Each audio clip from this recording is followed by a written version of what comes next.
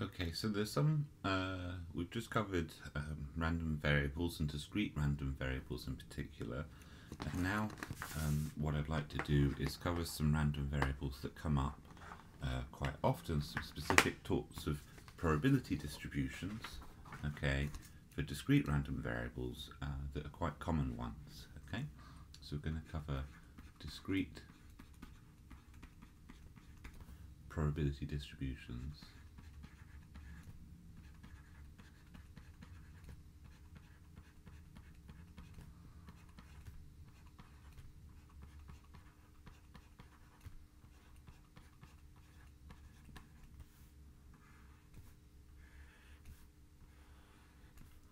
Okay, so so the point is we cover some important, or at least ones that turn up quite a bit, discrete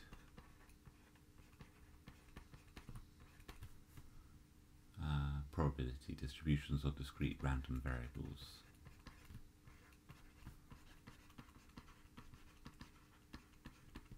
Remember, the random variable is the function and the distribution is the set of probabilities that it achieves.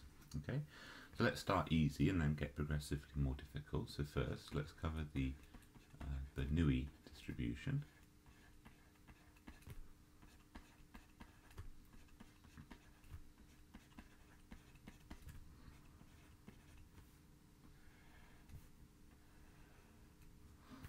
Okay, so basically a Bernoulli distribution is a random variable that's either equal to 0 or 1. Okay, so a random variable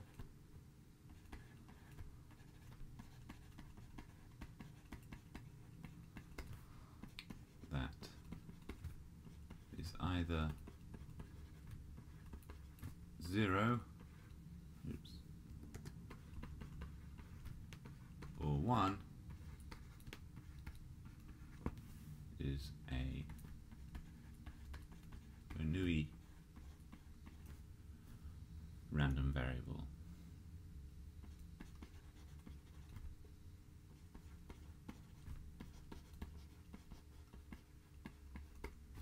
Okay, so in other words, we have that the probability that x equals 1 is equal to p for some p, and the probability of x equal to 0, since it's the only thing that can happen otherwise, must be 1 minus p. Okay? And we write that x is given by the Bernoulli distribution. I'll write this as B-E-R-N and then P. Okay? So this is a sort of common notation that's used. So what we do is we say that, well, our random variable, if we ask what the distribution of the random variable is, the sets of probabilities it takes, it comes from a specific family of distributions, which we denote by Bern for Bernoulli, and the parameter of that family is chosen to be equal to p. Okay, so this is saying the distribution of this random variable is given by this. Okay, so that doesn't just apply to Bernoulli random variables, to any random variable. We've got special names for the different types of distributions. We say the distribution of random variable x is given by this said distribution. Okay. Okay, so one last thing I'd like to cover is on Bernoulli random variables, which I'll quickly do, is to show that calculate the mean and the variance of a Bernoulli random variable. So that's kind of easy to do. So we're going to show that the mean, the expected value of a Bernoulli random variable is p, and that the variance of a Bernoulli random variable is equal to p times 1 minus p. Alright, so let's prove that.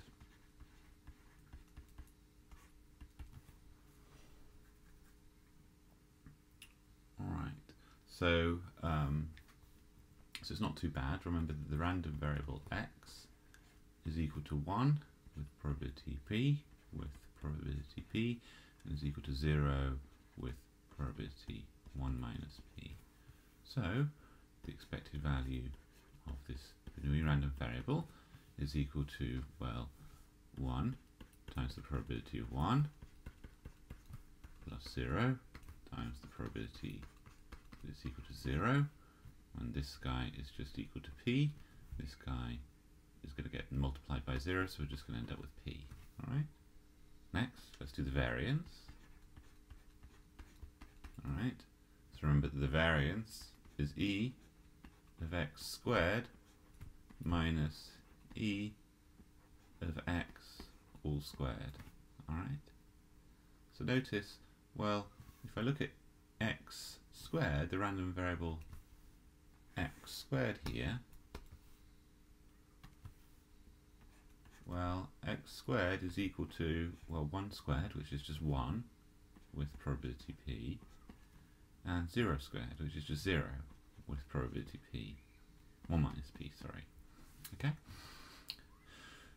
In other words, x squared is just equal to x again. Alright? So this is really just the expected value of x minus the expected value of x all squared. Alright? So what I'm going to arrive at is just p minus p squared as required. So I've got p 1 minus p. Okay?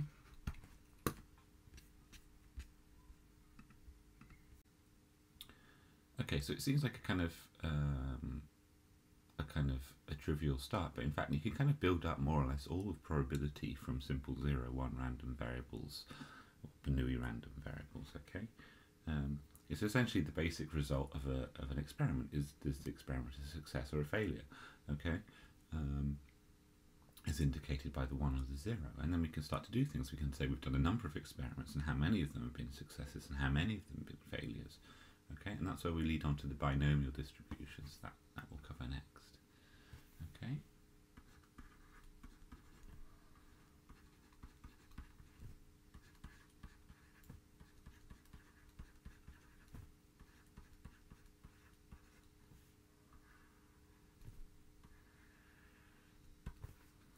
Okay.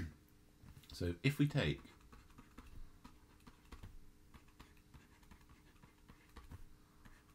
x1, x2 up to xn, okay, to be independent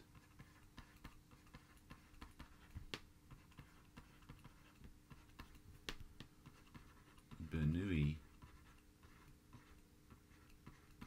random variables,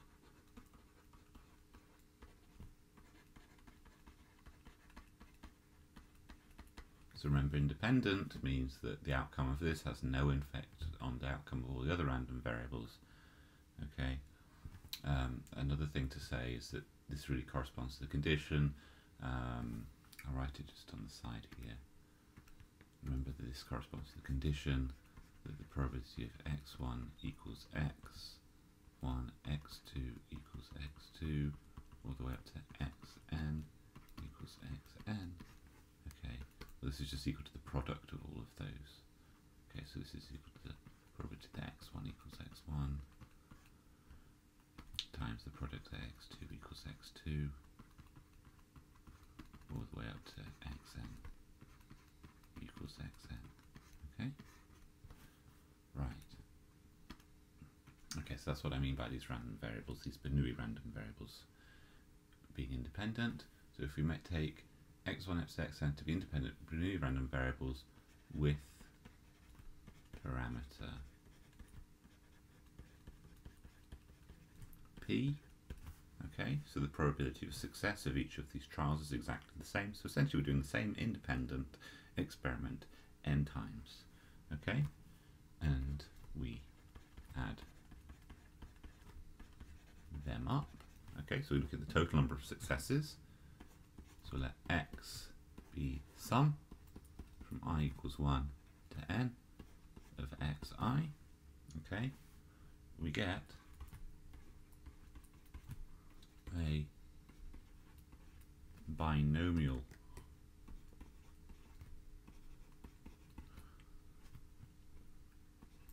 random variable.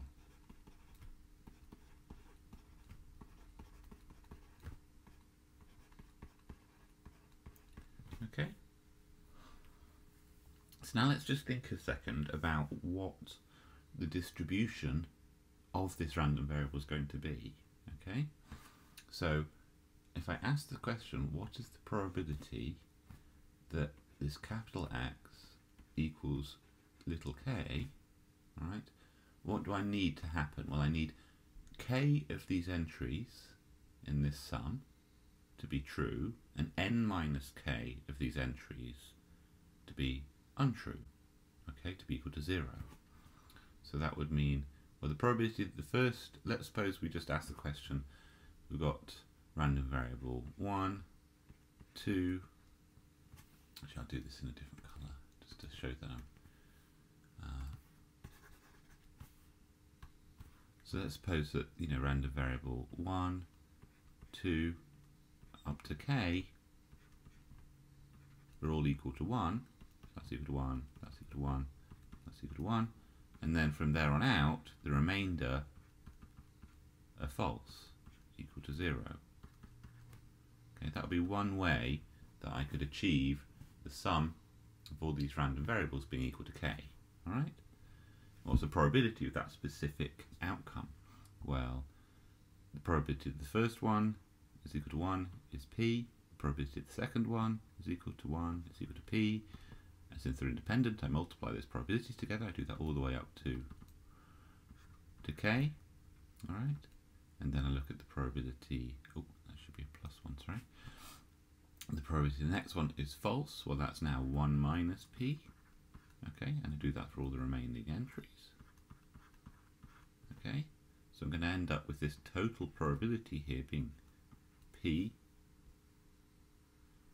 to the power of k, alright, times 1 minus p to the power of n minus k.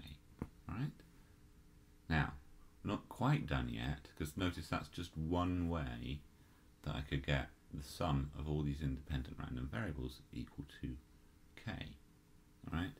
But notice, like we know from before, this is just one selection amongst a number of selections. Okay? And in fact what we're asking for is, well, what's the number of ways I can take out k items, okay, from this list of n random variables. Okay, and so we know what that is from the beginning of the course. We know that there are n, choose k, ways of doing this. So if I was to count all the ways that I could achieve getting x equal to k, there's going to be n choose k of them. Okay? And then the probability of each of those individual events is p to the k, 1 minus p to the n minus k. Alright? So, what I'm saying is that I'll write it as a definition now.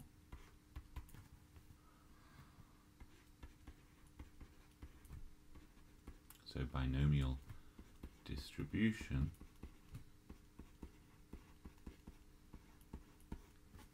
okay, a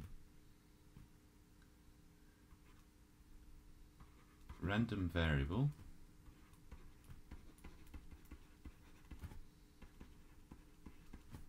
x is binomially distributed,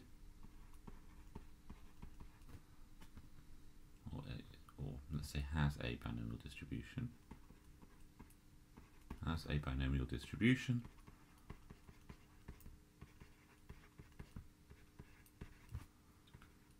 with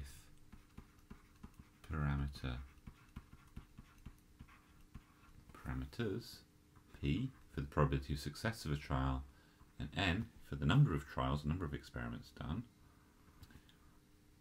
if it has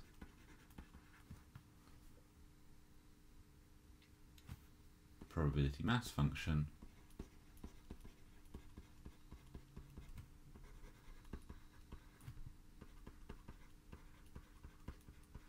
it on the next line, p of k equal to n, choose k, p to the k, 1 minus p, n minus k. Okay, and that's for values of k equal to 0, because you can either have no successes from all the experiments, up to n. Alright? And we write that x is distributed by a binomial distribution. So somewhere I'll write bin n p. Okay? Sometimes this changes depending on the book that you're reading. Sometimes they have slightly different notations for like bin or binomial or whatever. Okay. One thing to say is that it doesn't have to be that this x is achieved by summing up independent ID random variables, but to be honest, pretty much every time you consider a binomial distribution, it's because you're summing up n independent random variables. That said, we haven't specified that at this point. Okay. So essentially any setting we have n experiments. Okay, you've got 1, 2, 3, up to n experiments, and you're asking the question about how many successes have those experiments had, you know, so you can sort of put a 1 if it's successful and a 0 if it's unsuccessful. Okay, and you're summing up the number of successes you've had by time n. Okay, then we're going to end up with a binomial distribution for the total number of successes. Okay. Right.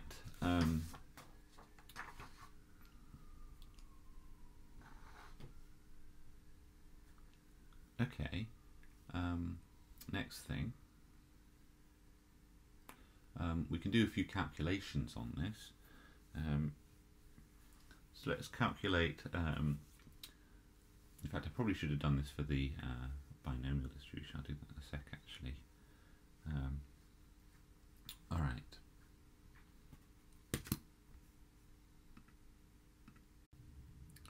Okay, next I want to do a few calculations for the binomial distribution.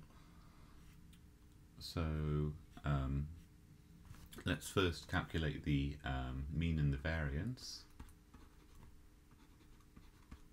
So my claim is that if x is binomially distributed with n trials and parameter p, okay, then we just check I've written that the same, yeah. Then e of x equals n times p, and the variance of x is equal to n times p 1 minus p. Okay, so let's prove that. We're going to use some of our probability tricks and tricks about the expectation from earlier. So notice that we can think of x, as we mentioned above, as being the sum of n independent random variables. Okay, so then, well, the expectation of x is just the same as taking the expectation of these n random variables. But we know we can swap sums with expectations, okay, because we know that this e of x plus y is equal to e of x plus e of y. Right? So in other words, I can swap the sum outside of the expectation here, like so. Okay, and I know what the expectation of these Bernoulli random variables is. It's just p. Okay, so each of these guys is just equal to p, and I know I've got n of them, so I'm going to get n times p. All right. Next, let's do the variance. The variance, I can do the same trick. All right.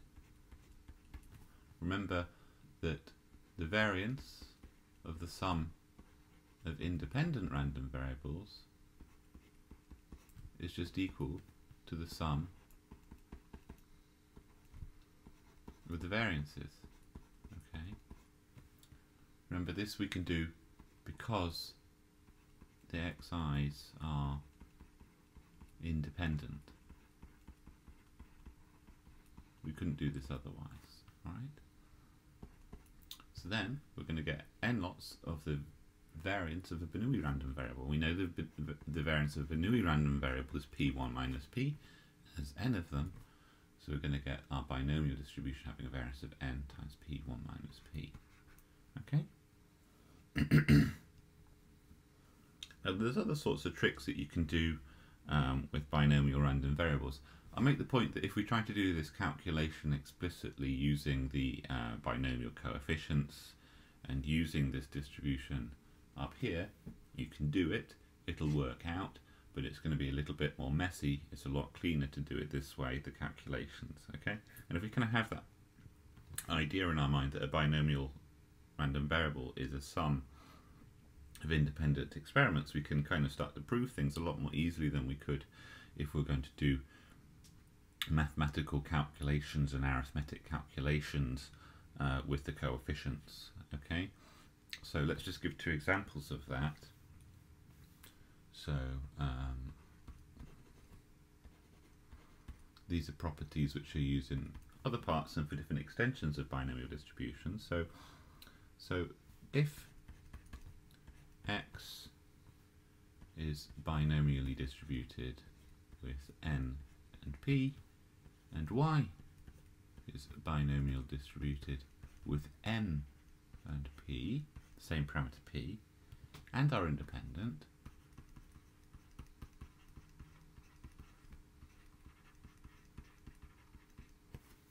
then x plus y is going to be a binomial distribution with parameter n plus m and parameter p. Okay, so let's prove that. Again, we could look at the probability distribution of x and look what happens to that probability distribution when we add y. Okay, we're going to get a horrible probability distribution out. Okay, and then do the calculation to show that indeed that the probability distribution that we end up with is a binomial n plus m plus p. But here's another way to think about it. Alright, I've got my experiments for x, experiment 1, experiment 2, experiment 3, all the way up to n minus 1, and then n, okay? And then I've got my experiments for y, 1, 2, 3, all the way up to m minus 1 and m. Okay? And remember that both x and y, the way I achieve them is for each of these points I basically take an independent coin throw, so it might be a success here, fail here, success, okay, and I do that all the way along, okay. At each point I'm thinking that at each point here I've got a coin that with probability p is equal to 1, gives me heads, and with probability 1 minus p gives me tails, right? And I just keep doing that, okay? And it's exactly the same thing with the same coin for the remaining n positions here as well. So I'll get the same sort of distribution coming out for each coin toss here, right? So this summing up the number of heads that happens here, or the number of ones that happen here, gives me x. Summing up the number of coin throws here gives me y. Okay. Now when I sum up n independent coin throws, I get a Bernoulli parameter n. When I sum up m coin throws, independent coin throws, I get a Bernoulli parameter m. Okay. But if I sum up all of them, I'm going to get a Bernoulli parameter n plus m plus p. Okay? So these are the sorts of tricks that you can play with in order to do some of these calculations. All right. Again, here's one more example. Okay.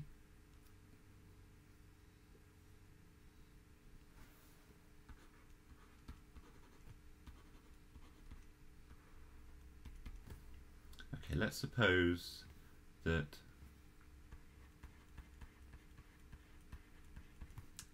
x1, okay, so we're done with this proof, x1 up to xn are independent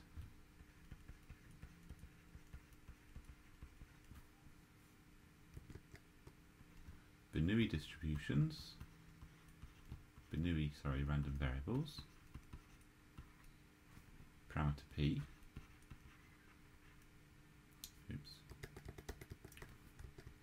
with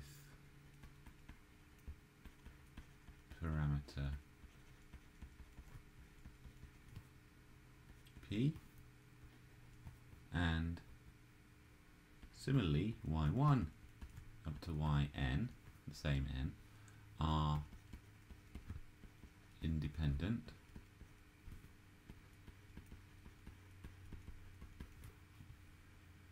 Bernoulli distributions or Bernoulli random variables with parameter q. And one thing I should add, and each of the x's and the yi's and the yj's are independent too.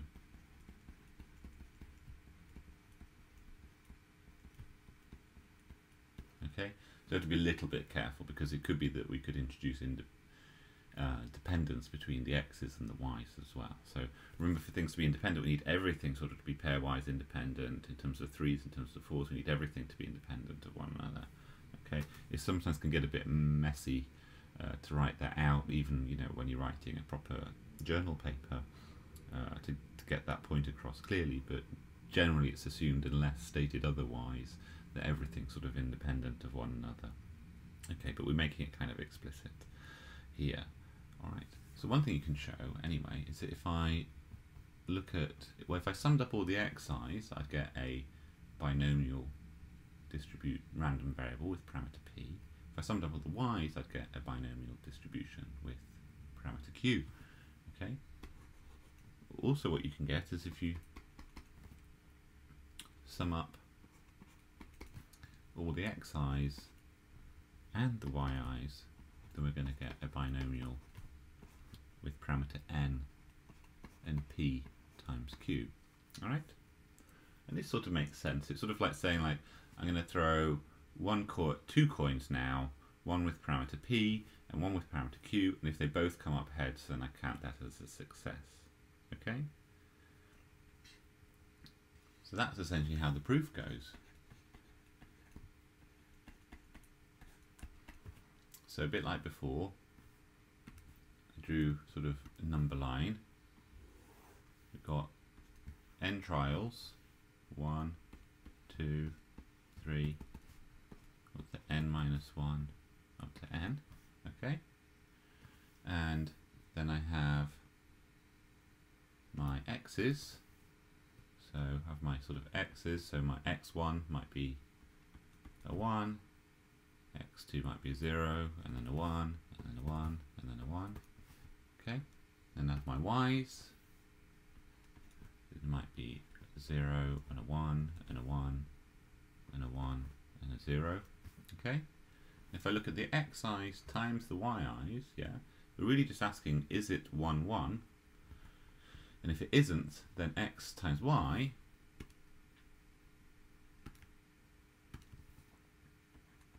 look at x times y here, well, it's 1 times 0, which is 0, 0 times 1, which is 0, 1 times 1, which is 1, 1 times 1, which is 1, 1 times 0, which is 0. Okay. Notice really what I'm asking is, do I get two heads in a row, essentially? And the probability of getting two heads in a row is p times q in this case. The probability of success for a 1 here is p. The probability of success for this y is q. Alright, and then I'm doing n independent experiments and adding them up. Okay, so essentially if I kind of dot product these two or look at this sum, then I'm going to end up with a binomial random variable with parameter n and p and q. Okay.